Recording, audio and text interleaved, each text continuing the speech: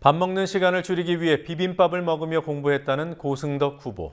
그는 자신이 공부의 달인이기 때문에 대한민국 수도 서울의 교육수장 자격이 충분하다고 여길지 모르겠습니다.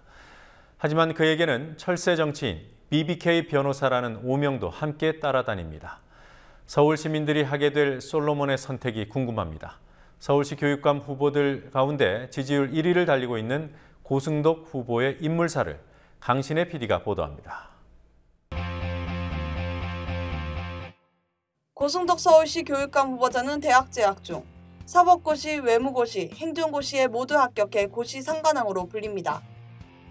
고승덕 후보자가 정치계 입문을 시도한 때는 1999년으로 거슬러 올라갑니다. 이른바 송파갑 공천파동으로 알려진 이 사건은 그에게 철새라는 오명을 남깁니다.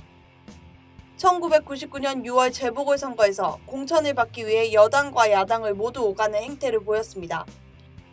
당시 여당인 새정치국민회의에서 공천을 받으려다 여의치 않자 그는 야당인 한나라당의 공천을 따냅니다.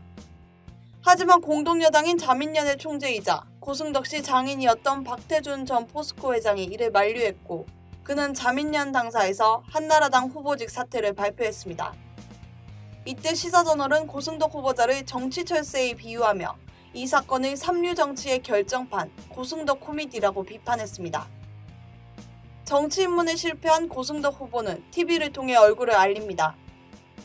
특히 SBS 법률상담 예능 프로그램 솔로몬의 선택은 고승덕 후보자의 인지도를 높이는 데 크게 기여했습니다.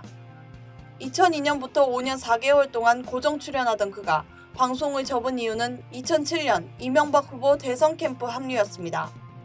그는 한나라당 클린정치위원회 전략기획팀장이라는 직함을 가지고 이명박 대통령 후보를 위해 BBK 주가 조작 의혹을 방어하는 역할을 맡았습니다. 결국 그는 2008년 한나라당 공천을 받아 국회의원에 당선됐습니다. 9년 만에 수건을 푼 셈입니다. 하지만 2012년 1월 고승덕 당시 한나라당 의원은 자신이 속한 당을 위태롭게 하고 전국을 뒤흔드는 폭로를 합니다.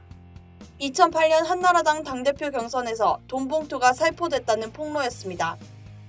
이때는 한나라당이 11.6 서울시장 보궐선거 패배와 디도스 사건 등으로 궁지에 몰리게 되고 몇 달 남지 않은 19대 총선에서 참패할 가능성이 커지던 시점이었습니다.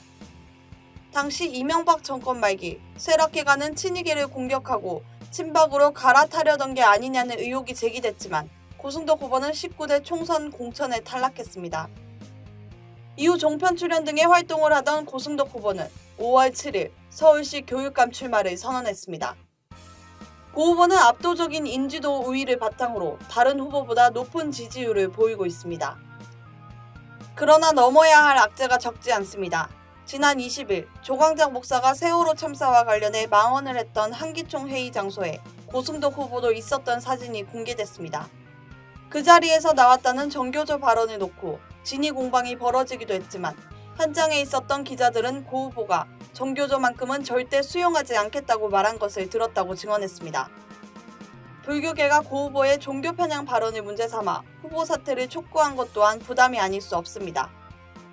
친위 논란에 휩싸인 교학사 역사교과서의 집필자가 고승덕 후보 지지를 선언한 것도 지지세 확정에는 걸림돌이 될 것으로 보입니다. 국민TV 뉴스 강신혜입니다.